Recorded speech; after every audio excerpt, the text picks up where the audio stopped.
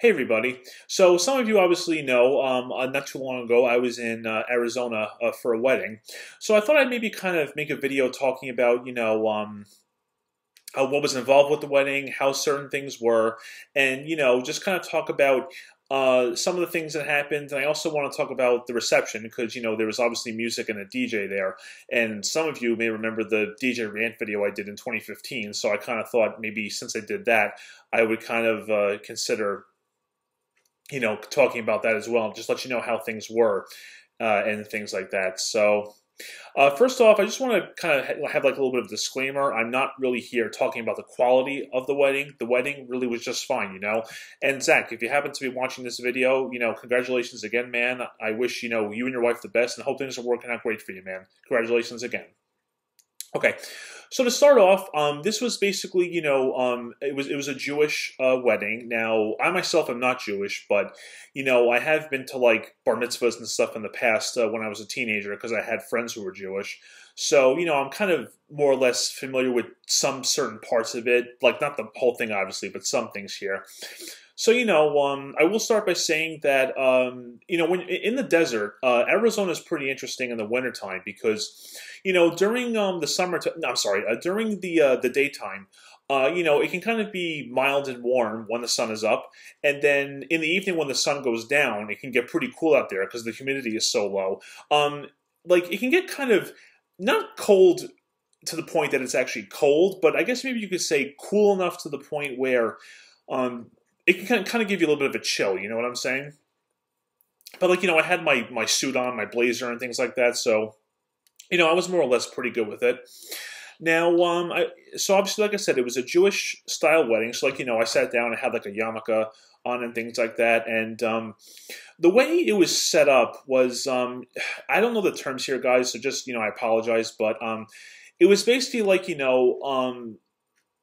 like a fabric overhead attached to like 4 poles of sorts, and it was over it was over what would be an altar in a Catholic wedding. You know what I'm saying? So maybe you can kind of get the setup idea there. And some details I remember was they had the whole there was a part where the wife walks around the husband 7 times, and those are supposed to be like the 7 circles that represent something. So, they had stuff like that, and then, there was, at the end, there was the Mazel Tov where, he has to break a glass, so that was pretty cool. One of the things that really stood out for the wedding was, I don't know if I stated this already, but the wedding was actually outdoors, and it was after the sun went down, so it was nighttime, and it was actually a full moon that day. So the full moon was actually right overhead of where the whole thing was happening. So that just really added the effects to it and everything. And it's really kind of significant in a way too, is because Zach is a friend that I've known since roughly 96, 97. So, we've known each other for a long time. And, one of the things I just kind of looked at was like, wow, we've really, grown up and things like that. He's only 2 years younger than I am. So, we've really grown up, we became adults a while ago, and things like that. So, but it was cool to see him happy. He was happy. His sister was happy. And his younger brother was happy. So, yeah, I mean, it was really great to see all that stuff. So then after all that happens, we all go to the reception, which is a building literally right behind us. And the building itself was really nice and big and open. It had this big fireplace at the end, which was really cool.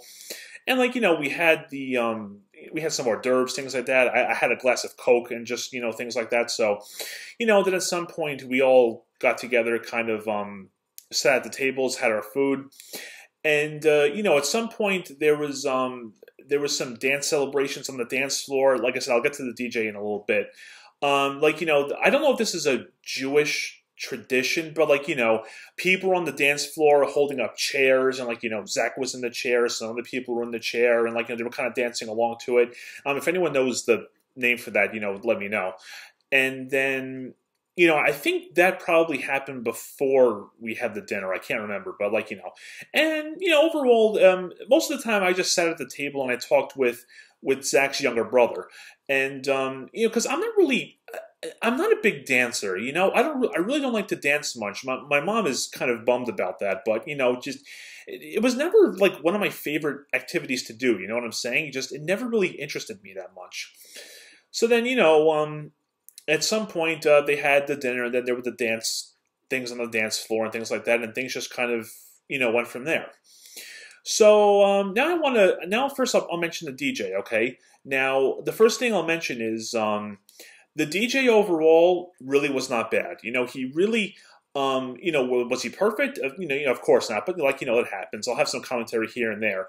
But compared to the DJ I ranted about in 2015, this guy was much, much better than that. Okay, he was very good. Like, he wasn't overly loud with his microphone. You know, he usually when he talked, he would say things like, I want to call, like, the wife and her father to the dance floor. You know, everyone comes to the dance floor for this. You know what I'm saying? And when the songs were playing, he didn't yell into the microphone telling everybody, do this, do that, or constantly turning the volume on and off. He wasn't doing stuff like that, which is really good. Let's see. And again, like, the music wasn't overly loud, which is good because I'll mention two occasions. I mentioned this in the 2015 video, but one of them I didn't.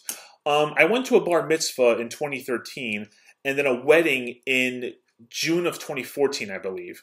And the volume of the music there was literally insane, okay? Like, I can't give you the exact size of the room, but think of our basement here from the furnace to the egress window, which are opposite ends, okay? Our table was literally at the opposite corner of the speaker, and we could not hear a person talk at that table at all. And it got to the point where our ears were bothering us, okay? I mean, same thing with the bar mitzvah. There is no reason for that. It's too excessively loud to the point where it's not enjoyable. All right. So that all goes down, they had some special dances for the bride and the groom, obviously. They had, they had some dances for, like I said, the wife and her father. And I think there might have been a dance for Zach and his sister. I can't remember. But they had, like, they had special weddings for, I'm sorry, they had special dances for, the big people of the wedding, if you want to call it that. And, at some point, the best man gave his speech. Zach's sister gave some commentary about it, and she kind of teared up about the whole thing, which was kind of nice. And, I think, Zach's father got on the microphone and was, like, thanking everybody for being there. One problem I did have with that, not with Zach's father, with the people was, when his father was thanking everybody for being there and saying everyone's having a good time, not everyone stopped talking. You know what I'm saying? It's really inconsiderate when the guy's father is trying to thank everyone for being there and they keep talking over him at the table. You know what I'm saying? It's like, you can at least afford 30 seconds to a minute of not talking so the guy can speak. You know what I'm saying? That's one of the problems I had with that. It's like, it's like, guys, quiet down, okay? Listen to what he has to say, then go again, all right? Okay, so maybe I'll get to the DJ now. Like I said, the DJ really wasn't all that bad. There were some things I didn't like, but like some of the things I'll immediately mention was, not all songs he let play start to finish. That's always a big pet peeve of mine. And let's see, the percussion for the next song would overlap way too soon into the playing song. You know what I'm saying? Again, that just really okay, I'm not a DJ, but this is just my opinion. That is not good DJing, okay? I know the point of a DJ is to make things sound exciting, but to me, that just ruins the moment because, like I said, someone could be enjoying a song that's playing, and then before you know it, the song ends because the guy's just like, okay, next song. Yeah, I really don't like stuff like that. You know what I'm saying? And 1 second here, water. Okay, so basically, a lot of songs the DJ did play were good. Like the immediate one that sticks out in my mind is "Moni Moni" by Billy Idol. Like, I really enjoy that song. That's definitely a good song to dance to. And I think he played that song start to finish, and that was all good. But some here and there he didn't. But I think that's basically most of that stuff I got to talk about. Now what I want to do is this, okay? There are some songs that were played that I can't stand, all right? And I mean, I'm not faulting the DJ for this. This is just like personal opinions of mine that, you know, of songs that really I just don't enjoy. You know what I'm saying? So I'll get to them now. So I did actually make a list of them because I'm sitting at the table and we're going to look at this list the millennial way, of course. Give me a second here. Let me just pull it up and we can see what songs I listed. And some songs I'll have some commentary about. Other songs will just be like, I just don't like it, okay? But, you know, we'll see where it goes, okay? So here we go. The first song on here was Moves Like Jagger, okay? The first time I heard that song, I was just like, what in the world is this? And I'm like, oh, it's Maroon 5, so it's probably not going to be good in that regard. And then Christina Aguilera comes in, I'm like, what? What is she doing here? How does she fit with this song? Maroon 5 in general is a band I don't like, okay? I mean, going back to their Songs About Jane album when I was in high school, those were like the worst songs ever. You know what I'm saying? It was awful.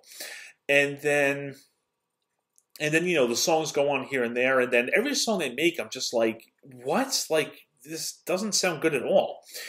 The only two songs of Maroon 5 that stick out that I like are Girls Like You, the version without Cardi B, mind you, okay, and their recent song Memories. Now, their recent song Memories is strongly influenced by Pachelbel's Canon, but, you know, listening to the song, it's not all that bad, because I remember I was on my lunch break from work, and I was at a Subway having lunch, and I heard it on the radio for the first time, and I'm like, oh, come on, like, this is such a Pachelbel's Canon song. But then I listened to it, and I was like, okay, this actually isn't that bad. So those are the two songs from Maroon 5 I don't mind. But like anything else, I'm just like, oh, give me a break. Seriously. Next song on here. Oh my gosh, this one, okay. Uptown Funk. This song was played so much when it first came out, and immediately I didn't like it. Now, I think Mark Ronson is the main artist for that song, but I mean, let's be serious here. Who do you hear in that who do you hear in that song the most? Bruno Mars. Bruno Mars is an artist I cannot stand, okay? I like just about none of his music whatsoever. Every time I hear one of his songs, I'm just like, no. You know what I'm saying? It really does not... His style, I guess, and just the way his music sounds, it's like, it is not enjoyable. And like I said, that song was played so much when it first came out, which didn't help either. And the only song by Bruno Mars that I like is When I Was Your Man. That's the only song that stands out to me that I tend to enjoy by him. Anything else, I'm just like, yeah, no thank you. All right. Oh, this one, okay. Now, this song, I admit, I don't mind at all, but a lot of people don't know this. There's actually, well, first of all, it's Rock the Casbah by The Clash. A lot of people don't really know this. A lot of 80s songs have two versions. And by two versions, I mean there's just regular studio versions. I don't mean like radio edits or covers. It's like for some reason a lot of songs in the 80s had two versions where like one has differences from the other. Now, I don't know why that was, but it's just something I happened to notice over the years. Some of the other songs that I can think off the top of my head are Just Like Heaven by The Cure, Kyrie by Mr. Mister, Together Forever by Rick Astley, and Heaven is a Place on Earth by Belinda Carlisle. I mean, if you search for them yourself, you may hear both versions, you may see what I'm talking about. But the problem I had with Rock the Casbah is their two versions are like very different from one another, okay? One version is good, the other version is bad. And of course the bad version got played. What's so bad about the bad version is that you know what, I'll link both versions of the song in the video description, you can check it for yourself. It lacks a lot of bass that the good version has. It's like you listen to the one without the bass and you're just like this song is very lacking. It doesn't sound like a song you can really dance to, whereas the good one has the bass. And on the same one, I think it's the third verse, if I'm not mistaken. There's apparently a cell phone beeping in it, which doesn't make much sense in an 80s song. It's like it doesn't belong there whatsoever. It adds nothing to the song. It's one of those unnecessary sound effects. And then in the final verse, there's these, what I like to call laser sounds, okay? In the good version, they're pretty like more or less tame and they kind of fit with the song, you know what I'm saying? But then when you listen to the bad one, the sounds just come out of nowhere and are just like so loud right in your face. I'm like, what in the world was that for? I'm like, why would you blast that sound like that? There's no equal volume with the song, and it's like an in your face, and suddenly kind of scares you if you're not prepared for it. Again, why? Doesn't work whatsoever. But again, both of those versions are in the video description. You can check them out for yourself. Okay, so let's go to the next song here. If I want this, gotta wake it back up. Oh gosh. Okay, this is probably going to be an unpopular opinion. Okay. And I didn't just name the songs in this one. I named the band, the Bee Gees. I'm sorry. I do not see what is so good about them. Seriously, all right? I mean, I don't understand how people can stand their voices, okay?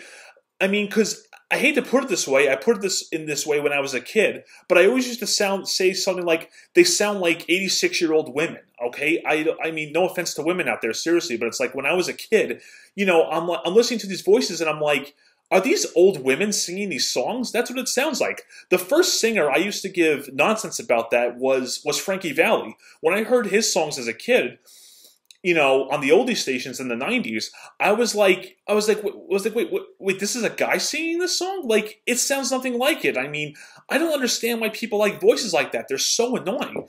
And I'm sorry, the Bee Gees songs just don't appeal to me at all. The voices, and they played Stayin' Alive, of course. It's like, that's not a song I want to dance to, all right? It just, like I said, their voices are very annoying, and their songs don't offer much. I'm sorry, but I don't like them. You know what I'm saying?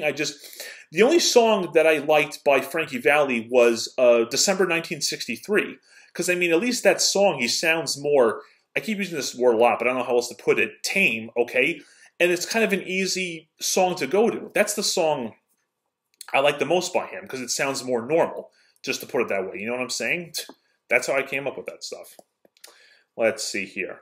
Okay, Cake by the Ocean. Enough said there. Don't Stop Till You Get Enough. Now, for the record, I don't mind Michael Jackson's songs at all, but that's one of his not good songs. You know what I'm saying? You know, just I don't know half the words he's saying in that song. Okay, and I mean, the rhythm isn't my thing. The whole setup of the song isn't my thing. If you wanna dance to a Michael Jackson song, there are 3 songs I can think of that would work. Beat It, Wanna Be Starting Something, or Thriller. Okay, those 3 songs I think are fantastic. Okay, they have great rhythm. They're very upbeat. They get you dancing. You know what I'm saying? If you want to play a Michael Jackson song, play one of those. I think Thriller is a fantastic song to dance to, even though I don't dance like I mentioned earlier. And again, good rhythm, and I can see people on the dance floor really getting into it. You know what I'm saying? That's what I would do. Let's see here. We Are Family. Again, it sounds like kind of like a disco-like song, just not my thing. You know, it's not a song I enjoy dancing to, and honestly, it was overplayed a lot in the 90s even, and even in the 2000s. So that could also be why I don't enjoy it that much. Kind of just like a kind of where it's welcome for me. You know what I'm saying? That's the kind of thing I would say about it. The Cha-Cha Slide. Now, this song I'm more or less indifferent about, but this particular song is where the DJ does stuff that I don't like, okay? The Cha-Cha Slide is about doing all these different moves that the guy in the song says to do. Need water again, hang on. Okay. And, you know, that's fine. Like I said, the Cha-Cha Slide I'm not really a huge fan of, but I don't mind it. But the problem I had with the way the DJ set this song up was he had the song slightly sped up, and he also had an extra beat playing with the song. That's the kind of things I don't like. It's like, why can't you just let that song play by itself with nothing added to it? Because that's kind of the point of it. I always think adding stuff to a song, with a couple of exceptions, I'll get to that later, don't really add anything to it. You know what I'm saying? I don't see the whole enjoyment about it. I just don't see. I see this very unnecessary. You know what I'm saying? Again, it adds nothing to it. I think it just makes it, well, not as good. I don't know how you get what I'm saying. It just makes it not as good as it could normally be. Just play the Cha-Cha Slide by itself the way it normally is, because that's what it's designed to be. Okay, that's how I feel about it, at least. Oh God, Love Shack by the B-52s. B-52s are okay. I mean, I like their song Rock Lobster, and I don't mind their song Rome that much. But I mean, Love Shack, it just, I don't know. It's like, I find the guy in that song to be very annoying, and you know, just like not my setup that I enjoy. I always found the whole bang on the door thing annoying. Luckily, the radio stations tend to edit that part, but you know, it's like I don't know, just that song never really appealed to me. I used to hear it a lot in the '90s when I was a kid, so and even then I was like, yeah, I don't like this song too much. And it's like again, they always play that song by the B-52s the most. You know, the B-52s has other songs like I just mentioned before. Why don't you play those? It's always like, you know, the big mainstream hits get played the most, which is probably more annoying about the whole thing too. You know, they have other songs you could play. Why don't you go with them? Okay. Oh yeah, this song, Footloose. Footloose, you know, it just, again, it was played a lot. And again, that song honestly feels like, I mean, it was used in commercials, but it feels like it's more meant for commercials than a dance song. It just feels like you're dancing to an advertisement. So that's kind of why I tend to not enjoy that song. And I mean, Kenny Loggins is kind of weird, to be honest. You know what I'm saying? It just, it's like, he has a song like, he has a song like Danger Zone, which is kind of like a rock song. And then he has the song for, he has the song for Caddyshack, which is, I don't know if this is the name of the song, but you know, it goes, I'm All Right. Whatever the title is, I'll put it in the video. And, you know, it's like, you go from a song like Danger Zone to that song, and it's like, that was a big step in a different direction. Now, I know some artists tend to do that themselves, but it just seems like, you know, he only had one song like that, then another song like that, and then he has Footloose, which is more of a dance song. I mean, admittedly, that kind of variety isn't bad. I like variety, but, you know, just Footloose just isn't the kind of song that, again, it's not the kind of melody or rhythm I want to dance to. You know what I'm saying? And I mean, rhythm it has to do a lot with dance songs, I think. So that's why. Let's see this one. This one. Oh my gosh. Okay. Now, okay, I want to have it for the record here. I am a huge fan of 90s dance songs, okay? As a matter of fact, just recently I was listening to Twilight Zone and No Limit by 2 Unlimited. And those two songs I think are fantastic even today. So, you know, 90s dance songs are just a really awesome, there's something special about them that, you know, they really get you to go up and dance. They have a special charm to them that really, I think, just makes them very enjoyable, okay? But this particular song, the rhythm and everything else is not my kind of thing, okay? And it was overplayed insanely. The Macarena, all right? That's one dance song for the 90s I did not like at all, okay? I really, again, it is not, like I said, not the rhythm I like to dance to, not the best of melodies, okay? And I mean, as a matter of fact, if you listen carefully to what the girl says, she's basically talking about cheating on her boyfriend. So it's like, yeah, that's a good song to play at a wedding, right? And as a matter of fact, my friend who lives in Florida, that was from Long Island, he went to Long Island maybe 2 months ago, I think, or something, to attend a wedding as well. And I may be extending the title here, but you can look it up on YouTube easily enough. One of the songs they played at the wedding was "Get a Job" by The Offspring. Okay, why is that such a bad song to play for a wedding? Listen to the opening lyrics, and you'll see why. But yeah, like the Macarena, again, it's like I said, it's about a girl cheating on her boyfriend. So it's like, yeah, that's a great thing to play at a wedding, right? I mean, geez. And again, that song was played so much in either 96 or 97. And then a year later, it barely got played at all because I'm sure people were excessively tired with it. You know what I'm saying? The only other song that I can think of that was played to that extent was Dido's White Flag in 2004. That song was played an insane amount of times in 2004, to the point where within 2 weeks I got tired of it. I initially liked that song, and then 2 weeks after it got released, I was done with it because it was played that much. As a matter of fact, Island 94.3, they don't exist anymore, but they were a good Long Island station for a while. They even apologized for it the following year, which I thought was pretty funny. But yeah, I mean, one thing I will give the DJ a lot of credit for was that whether a 90s dance song is good or bad, You cannot remix a 90s dance song and make it sound good. It has never happened. Anytime you try to remix the studio version, it does not work with a 90s dance song. It always makes it sound bad. It never works, okay? I have never heard an example of that working. Probably the two exceptions I can make to that are, you saw the text in the video already, but the Ben Libran, I'm already mispronouncing his last name, remix of December 1963. I like that. I like that version of that song, of Frankie Valli's song. And also, now this song was played a lot in 2011, but I managed to avoid it.